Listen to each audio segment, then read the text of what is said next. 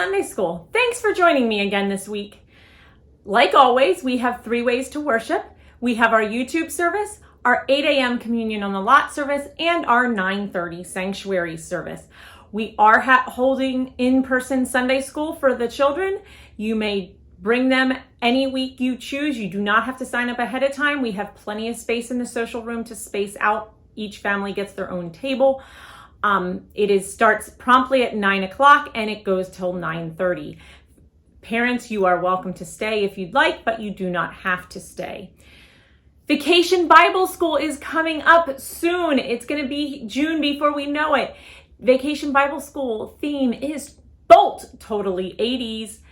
And we are going to learn how God's Spirit worked in the early believers and how you can share the good news of Jesus. So that's what you're going to learn during Bible School. Bible School is for children ages 4 through grade 6, that if you just finished grade 6. And it is June 21st through the 24th. It's Monday, Tuesday, Wednesday, Thursday this year. And it is 6 p.m. to 8 p.m. each night.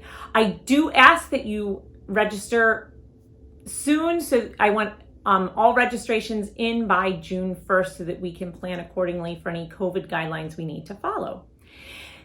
If you're watching this before 10:30 on Sunday, you can join us for our Sunday School Zoom at 10:30. It will be a fun one. I'm going to give you a sneak peek of some of the Bible School things we're going to do. I am also going to maybe teach or have you at least listen to the theme song. And then we'll also just talk a little bit and see how you're all doing. So I hope that many of you will join me for that Zoom.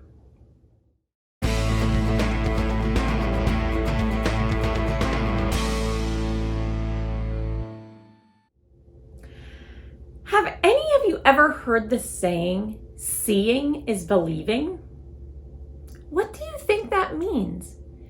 Seeing is believing. What that means to me is if I don't see something, I'm not going to believe it. If somebody says, I caught a fish this big, I'm not going to believe it unless I see the fish that they caught is this big. Or maybe see a picture of the fish, of them holding it so I can see how big it really was. Seeing is believing. Today, in our Bible story, we are going to hear about a man named Thomas. He's often called Doubting Thomas. He was not there the first time that Jesus appeared to the disciples after his death, after he rose from the dead, after Easter. Thomas wasn't there. And he didn't really, you'll have to listen, but he didn't really believe what the disciples were saying. But Jesus then tells Thomas something very special. So it's going to be a little bit about this Doubting Thomas man. The phrase seeing is believing. You're not going to hear that in the story. And what is the something special that Jesus tells Thomas about believing? All right, let's fold our hands in prayer. Dear Jesus, thank you for all the things we believe in. Help us to learn to believe without seeing. Amen. Today's story is called Doubting Thomas. So on your paper that you'll use today later on, it will say Doubting Thomas at the top of your paper. Those of you that have the big paper, you'll use your Doubting Thomas stickers later on. But I want to talk to you, what does it mean? We say Doubting Thomas. What does it mean to doubt? If I said a rocket is going to land out here behind me outside while I'm recording this lesson, would you have doubt? Would you doubt me? Yes, probably, because there aren't too many rocket ships landing in Blandon, Pennsylvania, or any neighborhood near here, Fleetwood, Muhlenberg, any of those places, Kutztown, any of those places that any of you live. Not too many of you have rocket ships landing. And if there is, it's a really special day. I think we've lived here almost 16 years and I've never had a rocket ship land anywhere close to here.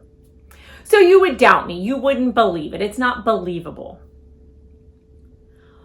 Well, that's probably because that's what we learn. We know that rocket ships don't typically land in this area.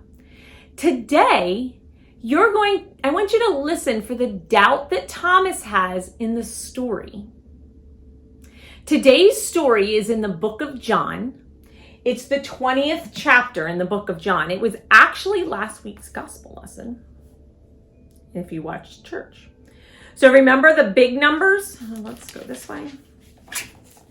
The big numbers are the chapters, the little numbers are the verses, and it's verses 19 through 31. So in my Bible, it actually is two sections. It's Jesus appears to the disciples and Jesus appears to Thomas. Those are the two sections. I will be reading the story, Doubting Thomas, from the Spark Story Bible. It is on page 492 in case you have one of these Bibles at home. Doubting Thomas. The disciples were hiding in a house the night Jesus rose from the dead. So that would be Easter evening. They were afraid. Bam! They locked the doors. Jesus came and stood by them. Peace be with you, he said. The disciples looked up in surprise. Remember, they had the doors locked, and all of a sudden, Jesus appeared. Jesus showed them his hands and his side so that they would know it was him. The disciples were very happy. Again, Jesus said to them, Peace be with you. God has sent me to you. Now it's your turn to go and tell the rest of the world about me. Jesus breathed on them in a very special way. He said, With this breath, I will always be in your hearts, even when I am in heaven. You now have the power to do the things I've asked you to do. Thomas was the only disciple not there that night. When he got back, the others excitedly told him about Jesus' visit. I don't believe you, Thomas said. I will believe when I touch Jesus' wounds. A week later, Thomas and the other disciples were in the same house. Jesus came again and stood with them. Peace be with you, he said to them. Thomas, Jesus commanded, come here. Give me your hands. Put your fingers on the wounds in my hand. Put your hand by the wound in my side. Do not doubt anymore. It's time for you to believe. Thomas's eyes popped. My Lord and my God, he exclaimed. Jesus answered him, You believe because I am here with you and you've touched me. Think of those who have not seen me, but believe in me anyway. You should believe even when you cannot see it for yourself. So what was the doubt that Thomas had in our story today? What did he doubt? I'm going to lay my Bible here so in case I want to look back at the story, I can. So the doubt that Thomas had was that he didn't believe the other disciples actually saw Jesus. He said, no, you didn't see him. But they did. And when Jesus comes a week later and appears to Thomas, he says, you believe because I am here with you and you've touched me. He had Thomas touch the wounds in his hands and the wounds in his side. And he said, look, my hands are wounded. It's me, Jesus. And then Thomas believed. But Jesus also said to him, you should believe even when you cannot see it. He was saying, Thomas, I came back so you could see, but you should have believed before. And he then shared a special breath on the disciples and said, I will always be in your hearts, even when I'm in heaven. And that's something to really to think about, because we've never seen Jesus, but we believe because of what the Bible tells us and what the people we trust. You should always believe people you trust. Most of those things you probably believe your parents. They can tell you usually pretty much anything and they'll believe you. If you're a little sad, maybe when you're leaving to go away from your parents, they'll tell you, it's okay, I'll be back. And you believe them. You also believe Sunday school teachers. I wouldn't stand here and record a Sunday school lesson that isn't true. That's not what the Bible teaches us, is it? We're told to be truthful. So of course I'm teaching you from what's in the Bible. You probably believe your grandparents. Now, understand that our parents and our grandparents, our aunts and uncles, sometimes we tease and joke around and we'll be like, oh yeah, you should have seen the fish I caught. When really it was a little fish. But when they're telling you serious things, you should believe them because they're trustworthy people. They are people we trust. So I am going to read, before I show you the pamphlets, I want this to kind of come around in a real life way for you. So as I often share, this is the pamphlet of the older kids, and this story here kind of puts it into real life. I'm going to read this to you today. Dad's coming home. Tim, hurry up. Elena wants to get there in time for to hang the sign that she made. Tim came down the stairs slowly. He couldn't exactly figure out why, but he was in a rotten mood. Supposedly his dad was coming home today. Tim and Elena hadn't seen him in more than a year, not for 392 days to be exact. He'd left for Afghanistan, probably in the army or the service of some sort, before summer started last year. Tim had only been 9. How would we feel, thought Tim, if this was all a joke and we got there and Dad really wasn't on the bus? He knew the call had come late last night that his dad's plane had landed at the base 3 states away, but he still couldn't quite believe his dad was going to be home. Elena seemed to have no trouble. She was about to burst. Mom made her make a big sign just to keep her from bouncing off the walls all morning. When they got to the bus terminal, there was hardly room for the sign.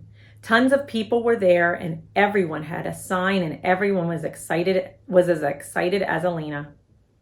But when the bus began to unload, a lot of people wearing fatigues like his dad had been wearing when he left. Elena was bouncing up and down and then she yelled, "There he is, Daddy!" Daddy ran and scooped her up and squished her in his hug with his mom. Tim stood off a few feet watching.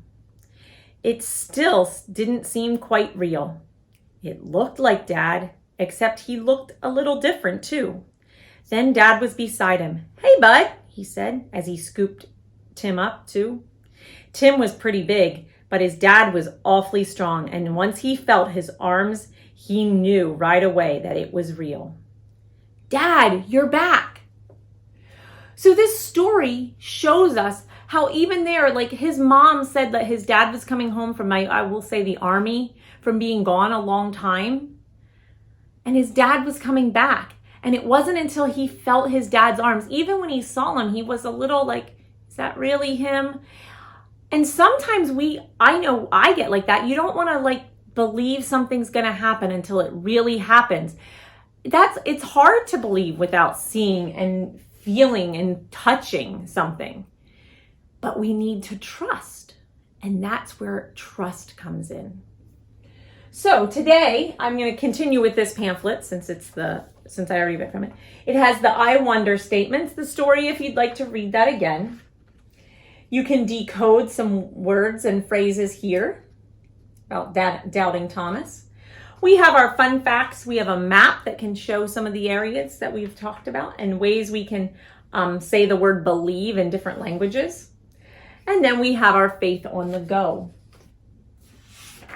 Younger kiddos, you'll be using, I believe, the last set of stickers, Doubting Thomas right here. It says, I believe Thomas believed Jesus. And here's the story. So this is a story that you can read along with the pictures. It tells you what words to put when there's the pictures. Then you put your big sticker here and your small stickers go over there. On this page, it says, I can say yes.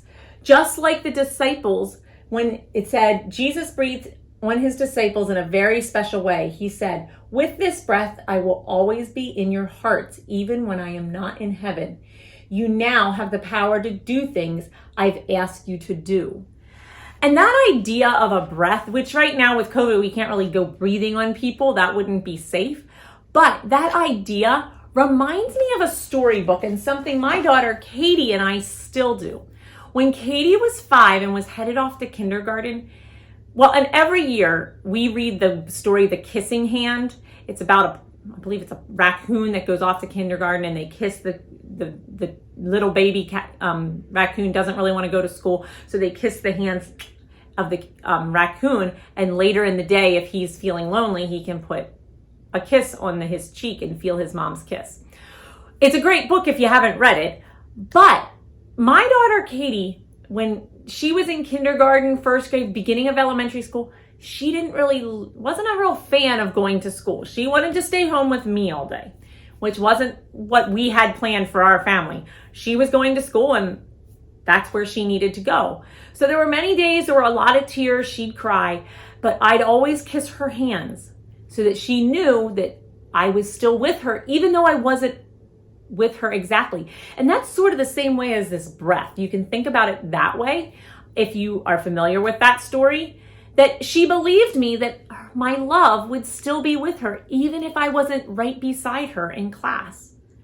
So just like that, we believe that Jesus's love is with us, and Jesus is with us all the time, we believe in Jesus, even though we don't see him. And then we have B is for believe, and you can find different pictures that start with B, and on the back, secret signs, and it has a Jesus fish, and it talks a little bit about that. So let's fold our hands and close our eyes in prayer.